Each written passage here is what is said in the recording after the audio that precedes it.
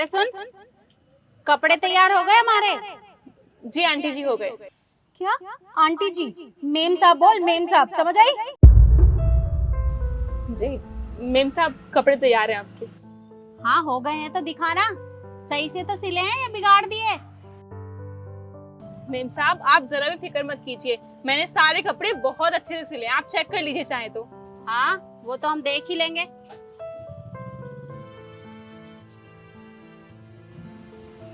लगता है अच्छे सिल रखे हैं। और ये कपड़े भी तो देने हैं ना? हाँ। अच्छा मेम साहब इनके पैसे? पैसे? अरे कहीं भाग के जा रहे हैं, पैसे दे देंगे। और वैसे भी कुछ दिनों में ना मेरी बहन की शादी है, तो वो सारे कपड़े भी तो हम तुमसे ही सिलवाएंगे ना, तो तभी कर देंगे हिसाब। ये तो बहुत अच्छी बात है। कौन से कपड़े सिलने हैं? अरे ये बैग दिखाई नहीं दे रहा तुझे? उठा इसे। जी मेम साहब वैसे ही कपड़े। अरे तेरा दिमाग खराब है क्या?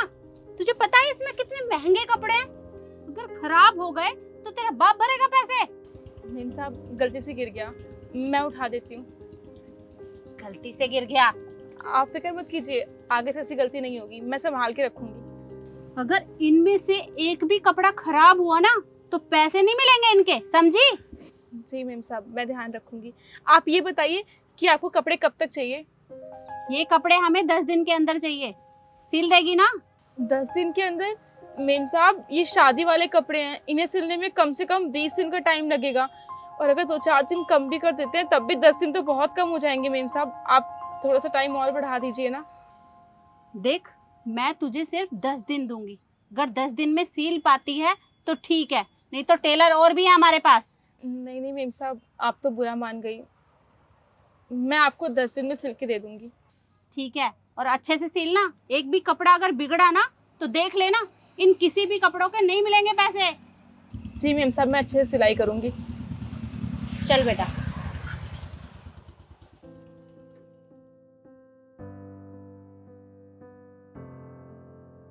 अरे वाह मम्मी, आपने उसे 10 दिन का टाइम दिया है। अरे 10 दिन में वो इतने सारे कपड़े सिलेगी कैसे? हाँ बेटा, 10 दिन का टाइम मैंने उसे जानबूझ के दिया है, क्योंकि मुझे तो अच्छे से पता है कि इतने सारे कपड़े वो 10 दिन में सिल ही नहीं पाएगी। और तू देखना, हमारे ये कपड़े भी फ्री में सिल जाएंगे और वो कपड़े भी फ्री में सिल जाएंगे। अरे वाह मम्मी, बड़े स्मार्ट हो आप तो। हाँ बेटा, और तू देखना शादी के सारे कपड़े मैं इससे कैसे फ्री में सिलवाती हूँ। चल अब।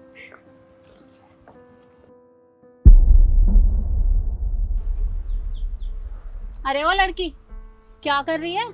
मेम साहब पढ़ाई कर रही हूँ। अच्छा पढ़ाई वढ़ाई छोड़, कपड़े तैयार हो गए हमारे? हाँ हाँ कपड़े तैयार हैं आपके, वो भी सारे, अभी देती हूँ। अरे मम्मी, आपने तो कहा था कि ये कपड़े नहीं सिल पाएगी, इसने तो पूरे 10 दिन में कपड़े सिल दिए। अब हमें इसे पूरे पैसे देने पड़ेंगे। तू रुक, मैं कुछ करती हूँ। मेम साहब आपके कपड़े सारे सिले हैं मैंने, वो भी अच्छे से। हाँ हाँ ठीक है, खराब तो नहीं किए ना, अच्छे से तो सिले है ना?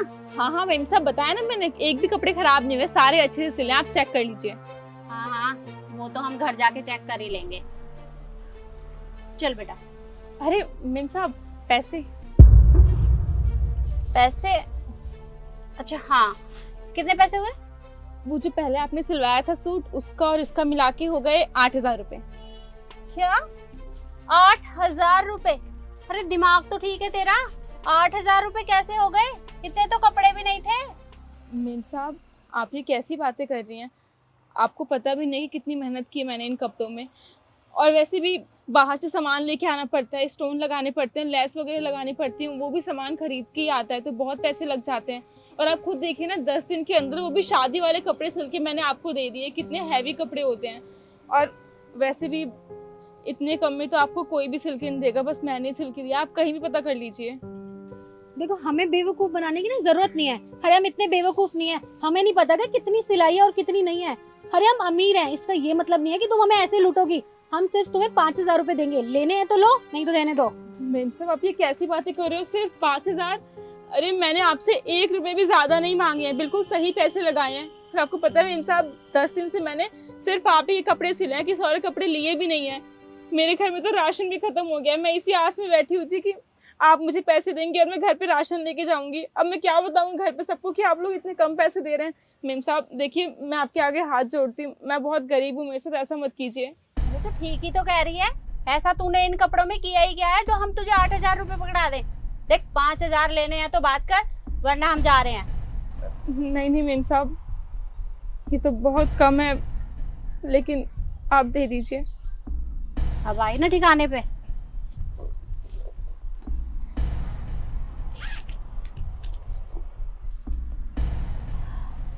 अरे बेटा, पैसे तो मैं घर पे ही भूल गई।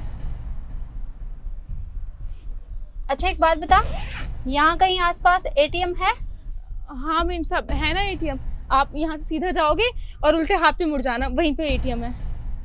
अच्छा ठीक है, तू रुक, हम अभी थोड़ी देर में आते हैं। जी मेम साहब, पर जल्दी आइएगा।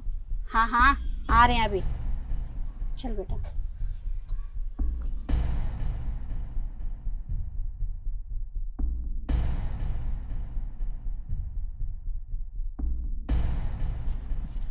वैसे मम्मी, आपके पास तो पैसे थे ना, तो फिर आपने उसे दिए क्यों नहीं? अरे बेटा, मैंने तो जानबूझकर उससे झूठ बोला था, क्योंकि पैसे तो थे मेरे पास, मुझे उसे देने ही नहीं थे। मम्मी वो तो ठीक है, लेकिन अगर उसे पता चल गया और वो हमारे घर आ गई तो? अच्छा एक काम कर, तू उससे पूछ के आ, उसे पता है कि हम कहाँ रहते हैं। ठीक है, मैं अभी आती हूँ।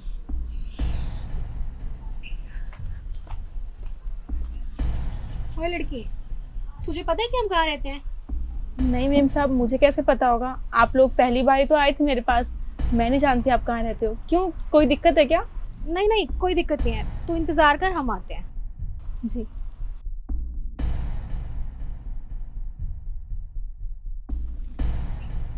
अरे मम्मी, आप तो सही कह रहे थे, उसे तो पता भी नहीं है कि हम कहाँ रहते हैं। सही है, हमारे तो पैसे भी बच गए।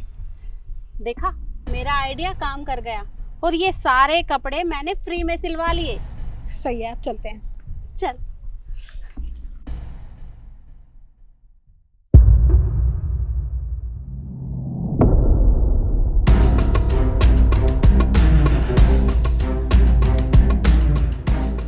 अरे तुम यहाँ? तुम तो वही हो ना जो सेक्टर 75 में सिलाई का काम करती थी? एक्सक्यूज मी, मैं आपकी कोई रिलेटिव नहीं हूँ, ठीक है? तो be in your limits. Ma'am बोलिए। क्या? आंटी जी, मेम साहब बोल, मेम साहब, समझ आई?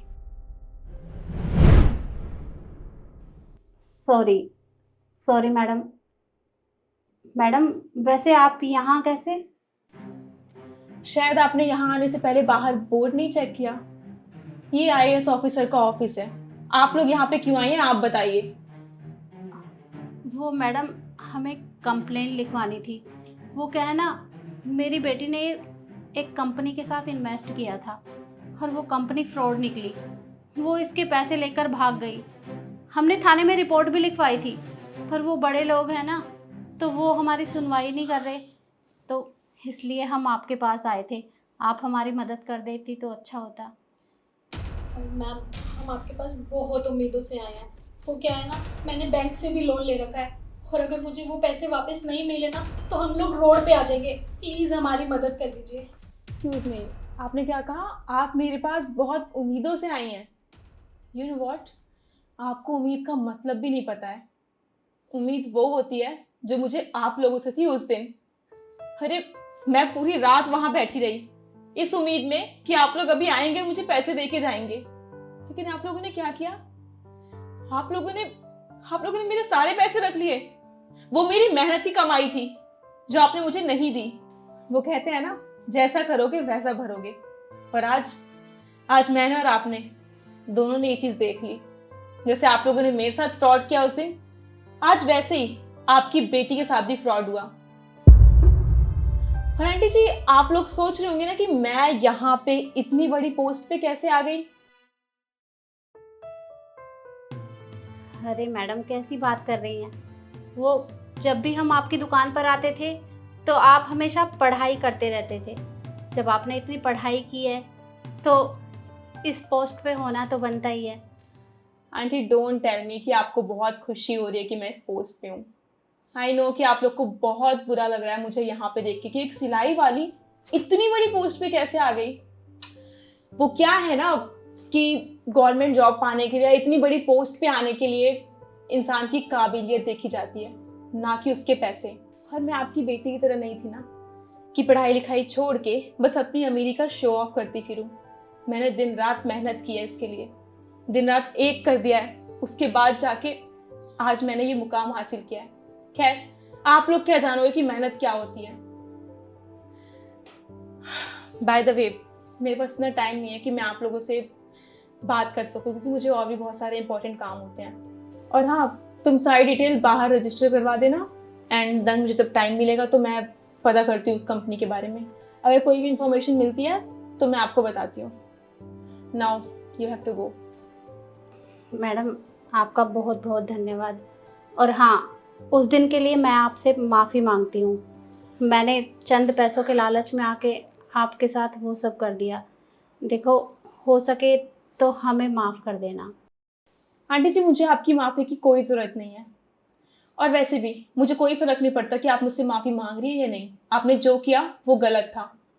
खैर, मैं आपको एक बात ज़रूर बोलना चाहूँगी, आगे से किसी के भी साथ ऐसा करने से पहले 100 बार सोच लेना। आपका बहुत बहुत धन्यवाद madam. It's okay, it's my job. चलो बेटा। और मैं आप लोगों से भी यही बोलना चाहूँगी कि कभी भी किसी के हालात का फ़ायदा नहीं उठाना चाहिए। वीडियो आपको कैसी लगी हो कमेंट में ज़रूर बताएं। धन्यवाद।